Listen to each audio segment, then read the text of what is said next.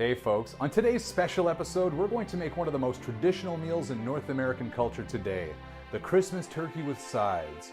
Paired with the turkey, I'm going to show you homemade cranberry sauce, stuffing, mashed potatoes, and gravy. Okay, let's get something out of the way right off the start. My goal here is to coach you through making a delicious, stress-free Christmas dinner. I'm not here to throw you any curveballs like putting prunes in your stuffing or having you set your patio on fire with your bird in a hot pot of grease. This video will take you through the key points of making a succulent bird and delicious sides in an efficient manner so you can spend your holidays the way they're meant to be spent, in front of the television.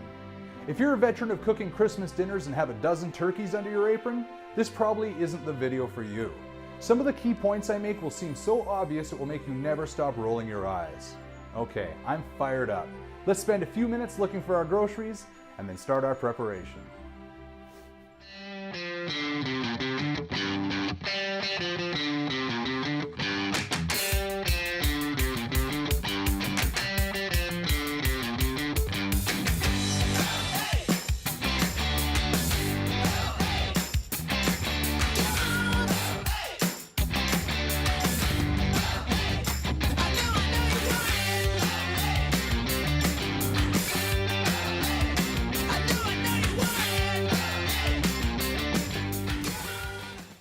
It's as good a time as any to hop into the belly of the beast. We need groceries and it's late December, so put on your elbow pads and let's go to Costco.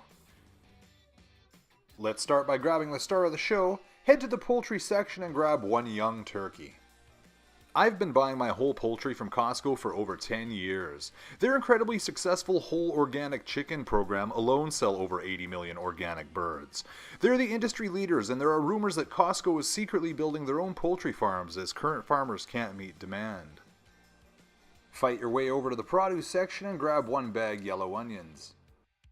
Right next door is the potato section. Grab one bag of the Little Potato Company potatoes. I can't wait to show you how convenient these are.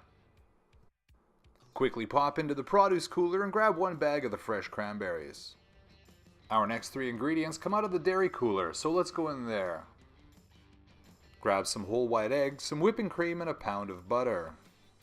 Couple more items in Costco and we're just about out of here. Grab one case of the Kirkland organic chicken stock. In the spice aisle, you'll find the chopped garlic. Grab one jar. I can't believe this thing's only $6. Best value ever. Let's hop in the car and head to Safeway and grab a few of our smaller items.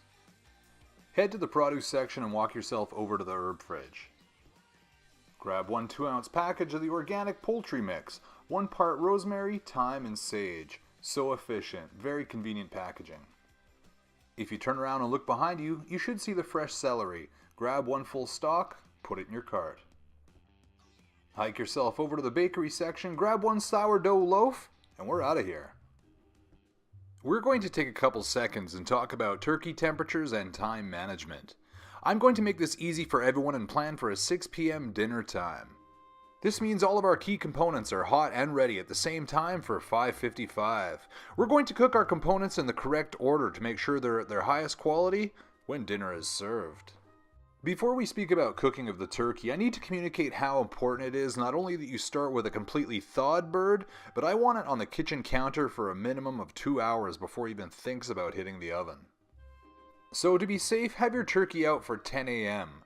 Next, you're going to calculate your estimated cooking time. It's a very basic formula and easy to remember. 20 minutes for every kg plus 70 minutes at 350 degrees. So, for this 6 kg bird, I'm budgeting a cooking time of 3 hours and 15 minutes. And here's a list of your tools for today's project. You'll need a roasting pan, a chef's knife, a cutting board, some stainless steel pots, a digital thermometer, a mixing bowl, as well as a couple smaller items that I'll list below. And here's a list of your key ingredients. You'll need a young organic turkey, some yellow onions, fresh herbs, a pound of butter, some celery, some sourdough bread, eggs, garlic, and some chicken stock. I'll also introduce a few smaller items later, but I'll list them below as well.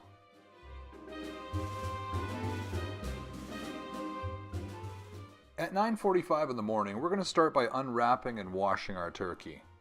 Run it under cold water for a couple minutes and give it a good scrubbing. We don't want to risk any cross-contamination or any weird flavor transfer. Be sure to run cold water through the turkey's cavity as well. Get it nice and clean. Put your hand inside the turkey and pull out its neck as well as its giblets to be washed as well.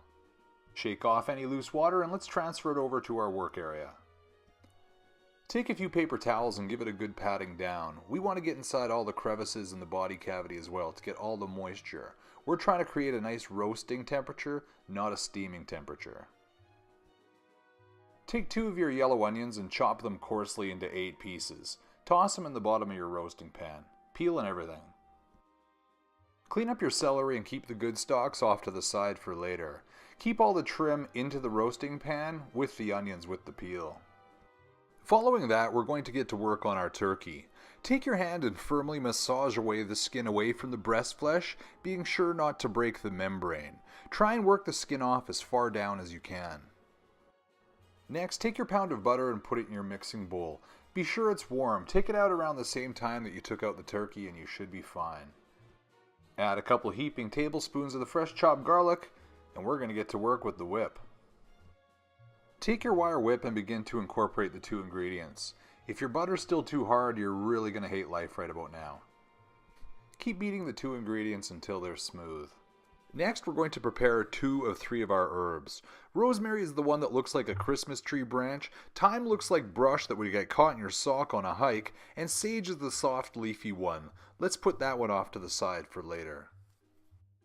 Prepare your rosemary and thyme by pulling the leaves off the stem and then giving it a good chop with your chef's knife. Throw the stems in the roasting pan with the celery trim and the onion peel. Let's add our chopped thyme and rosemary to our mixing bowl with the garlic and warm whipped butter. Grab your turkey and transfer it into the roasting pan on top of the onion peels, celery, and herb stems. You're now going to take about half of your herb garlic butter and put it firmly in between the breast of the turkey and its skin. With the remaining 50% of the butter, you're going to cover the remaining exposed part of the bird. Once your fowl is covered in the butter, season it with kosher salt and cracked black peppercorns. I tend to season whole poultry liberally as it melts with the fat nicely. The amount of salt I use resembles sugar crystals on a donut. Okay, our bird is good to go. It's 12 noon, we're right on schedule, and we're going to put this baby in the oven at 350 degrees, set our timer for 3 hours and 15 minutes.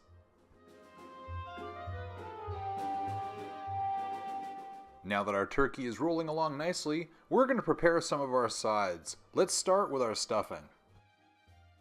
Rip apart your sourdough bread into large bite-sized pieces.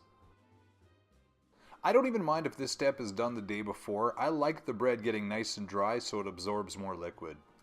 Next, you're going to medium dice 1½ onions and all your good celery stalks. Take a few extra seconds and be extra mindful with the knife. I'm assuming you don't do this every day, so just be careful. Transfer your equal parts onions and celery into a saute pan with a little bit of butter on medium heat on your stove. Take your time on this step. You're in no hurry. Don't increase your heat any hotter than medium. You want your vegetables to be sweaty, not browned.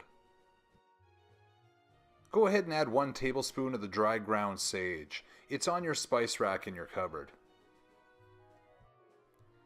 Once your vegetables are good and sweaty, go ahead and add 1 liter of the Kirkland organic chicken stock.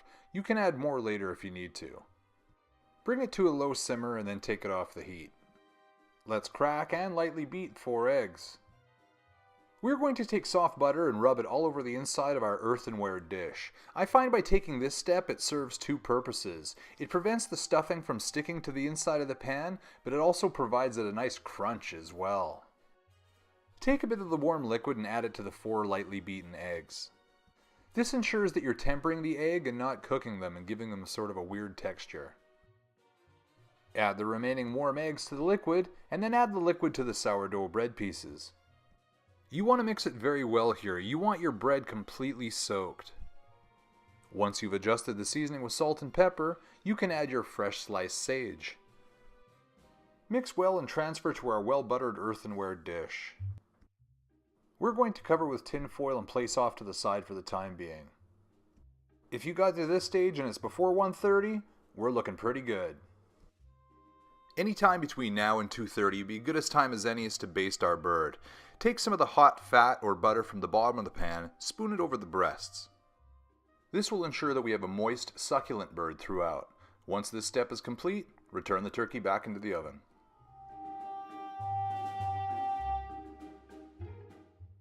Making the cranberry sauce is the easiest item we're going to prepare today. If your family is dividing kitchen labor and you get to choose one, choose cranberry sauce. You can thank me later. Add a 1-pound bag to a medium stainless steel pot and cover with cold water and add 1 cup regular sugar. Turn your stove to a low-medium and watch the magic happen. Give it a stir once in a while and the berries will break open naturally. In about 20 minutes, it should start to take the texture of a warm jam. Let's take it off the stove and place it to the side for later. This sauce is now done. It's now 3:15, so let's check our turkey. Turn on your digital thermometer and insert the probe into the deepest part of the bird, right between the breast and the thigh. The temperature we're looking for is between 158 degrees and 165 degrees Fahrenheit. If we've hit that threshold, let's leave our turkey out of the oven. I know what you may be thinking, but we're not eating for at least a couple of hours. It's important for the turkey to have a minimum 2-hour resting period before we cut into it to be sure all the moisture stabilizes. I apprenticed under a chef whose rule of thumb was equal parts room temperature, cooking, and resting time. It's coming up on 4 o'clock, so we're going to transfer our stuffing into our hot 350 degree oven. It's still warm from our turkey just coming out. Preparing the gravy is the most important part of the turkey dinner in my opinion. It provides flavor, moisture, and can cover up a lot of mistakes.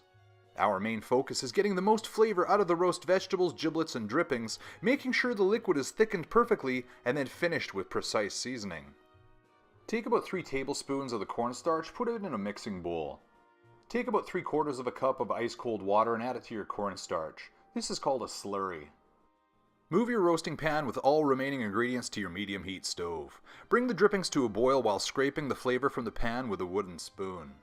Add about 1 liter of the Costco Kirkland organic chicken stock. Bring all these ingredients to a simmer for about 20 minutes. We want as much flavor there as possible. Next, we're going to scoop out and discard any of our large pieces. Let's take our roasting pan off the stove for a few minutes and make it a little cooler to handle. We're going to pass our broth through our strainer to get rid of any remaining chunks. Take your strained broth, put it into one of your stainless steel pots, return to the stove. Bring it to a light boil. Once our broth comes to a boil, we're going to thicken it by adding our slurry a little bit at a time. We don't want to add it all at once as to over-thicken. We can't unring that bell. Once your gravy is returned to a boil and is your desired thickness, we're going to adjust our seasoning. Add kosher salt and cracked black peppercorn to the now thickened gravy. Be sure to season in increments. You want to get as close to that line as possible without crossing it. You can't unseason. There you have it. Your gravy should be ready and can be brought back up to temperature later. We're coming up to 5:15. We're going to pull our stuffing out of the oven, take off the tin foil, put it back in the oven for another half hour. Now that our stuffing is back in the oven and our other items are ready, we can focus on our mashed potatoes. As I mentioned earlier, I like to use the baby mixed potatoes from the Little Potato Company. They're buttery delicious and save me a bunch of time, and there's no peeling. Just put them in a pot, cover with cold water and a pinch of salt. Bring them to a boil on your stove and check them after about 10 minutes. If they're soft, take them to the sink and drain them in your colander. Return to your pot on the stove and drop the heat to medium. Add about a 1/4 cup of butter and saute a couple tablespoons of garlic. Get your garlic to a nice nutty brown before deglazing it with whatever white wine you're drinking at the moment. Add heavy whipping cream and bring up to temperature. Bring your potatoes back to the stove and mash them as you're incorporating the hot garlic butter cream. Adjust your seasoning the way you learned with the gravy. If you feel your potatoes need more flavor, keep stirring over low heat as you add more butter and cream. So there you have it, classic Christmas turkey with all the business. Bring your gravy back up to a simmer and you're ready to serve on time for 6 p.m. So here's your 5 key points to a delicious Christmas turkey dinner. Number 1, time management. Start earlier than you think. There's lots of downtime during the day, but if you rush certain steps, it will compromise your final dinner. Number 2, buy a solid turkey. If you live in Canada, you're already living among some of the finest poultry farmers in the world, so it should be easy. I hit Costco. I told you why. Number 3, homemade cranberry sauce. Now that you've seen how easy it is, never let anyone eat out of the can again. You can add lemon peel, orange juice, or star anise for additional flavor, but even just this basic, homemade version takes your dish from a 3 to a 9. Number 4, flavorful gravy. Really take your time on this step and try to squeeze as much flavor out as you can. Focus on precise seasoning and be sure not to cross that line. And finally, number 5, a digital thermometer. This tool allows for perfect temperature management. It's too late to buy them from our Amazon store this year, but if you're stuck, they sell them in the kitchen department at Walmart.